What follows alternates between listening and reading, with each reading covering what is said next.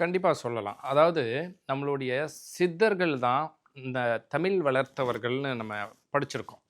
இப்ப அகத்தியரா இருக்கட்டும், போகரா இருக்கட்டும். இப்ப தமிழ் இவ்வளோ காலங்கள் யாராலயும் அழிக்க முடியாம வளர்ந்துகிட்டே இருக்கிறதுக்கு யார் காரணம்னா, நம்மளுடைய முனிவர்களும், சித்தர்களும், நம்மளுடைய தமிழ் அறிஞர்கள் தான். அப்ப தமிழுடைய பெருமையையும், தமிழ்ல இருக்கக்கூடிய ஞானத்தையுமே நம் சித்தர்கள் எழுத்து வடிவமாக நெறைய குடுத்துருக்காங்க. அப்ப அந்த சித்தர்களுடைய வழித்தோன்றலா ஆதி மூலமா இருக்கக்கூடியவர் யாருன்னா, அனாதிநாதர் தான்.